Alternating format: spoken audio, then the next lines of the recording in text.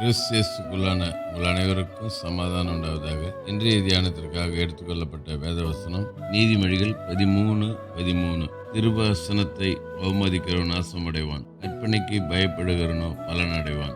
ஆமென். திருவசனத்தை அவமதிக்கிறவன், இழிவுபடுத்துகிறவன், கேவலப்படுத்துகிறவன், மதிக்காதவன் சொல்லி அடுக்கிக் கொண்டே போகலாம். இப்படிப்பட்டவங்க என்ன ஆவாங்களாம்? நாசம் அடைவார்கள். இல்லையா? திருவசனம் யாரு? இயேசு கிறிஸ்து.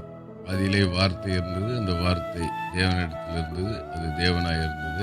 அந்த வார்த்தை மாம்சமாகி கிருபையினாலும் சத்தியத்தினால் நேர்ந்தவராக நமக்குள்ளே வாசம் பண்ணினார். அந்த வார்த்தை தான், அவருடைய வார்த்தை தான் திருவசனம்.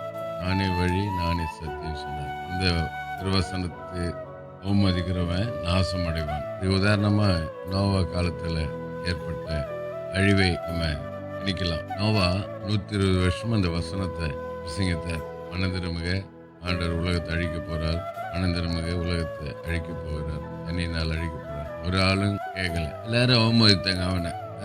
வெயில் நாளில் போய் மழை பெய்ய போதா வீட்டுக்காரன். ஆமா, சிலுவை பற்றிய உபதேசம் கெட்டு போறவங்களுக்கு பைத்தியமா இருக்குது. ரட்சிக்கப்படுகிற தேவ பிள்ளைகளுக்கு அது தேவ பலனா இருக்கு சொல்றது வசனம். அது 120 வருஷமா சொல்றாரு நோவா, ஒரு ஆளு கேட்கல. நோவா கப்பல் கட்டி முடிச்சாரு. கத்த சொன்னபடி மழை பூமி மேல 40 நாள் பெய்தது. இந்த 40 நாள் பெய்த மழையில எல்லாரும் அழிக்கப்பட்டார்கள். 8 பேர் மாத்திரம் காக்கப்பட்டார்கள். இந்த எல்லாரும் அழிக்கப்பட்டவங்க யாருன்னாக்கா திருவசனத்தை அவமதித்தவங்க, பிரசங்கத்தை ஆண்டுடைய வார்த்தையை அவமதித்தவங்க. ஆகவே யூதாஸ்காரியத் கர்த்தருடைய வார்த்தையை அவமதித்தனால 4 கொண்டு செத்தான். ஏற்பாட்டில் பார்க்கிறோம். ஆகவே இன்றைக்கு நாம் இதன் மூலமா ஒரு எச்சரிப்பை பெறுகிறோம். என்ன எச்சரிப்பு?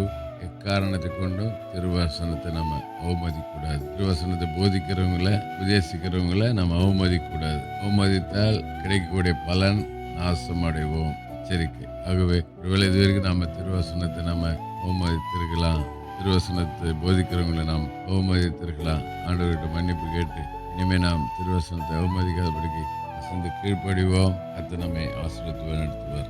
ஜெபிப்போம். நேசி நல்ல தகப்பனே, நல்ல கொடுத்த நல்ல வார்த்தைக்கு நன்றி. அந்த வார்த்தையின் எச்சரிப்பின் பிரகாரம் நாங்கள் வசனத்தை அவமதிக்காதபடிக்கு அந்த வசனத்தை போற்றி காக்க கிருபை செய்யும். இயேசு நாமத்தில் பிதாவே. நம்முடைய கர்த்தரும் ரட்சகருமாகிய இயேசு கிறிஸ்துவின் கிருபையிலும் அவரை அறிகிற அறிவிலும் வளருங்கள். அவருக்கு இப்பொழுதும் என்னென்றைக்கு மகிமை உண்டாவதாக. நம்முடைய கர்த்தராகிய இயேசு கிறிஸ்துவின் கிருபை உங்கள் அனைவரோடு கூட இருப்பதாக. ஆமென், ஆமென், ஆமென்.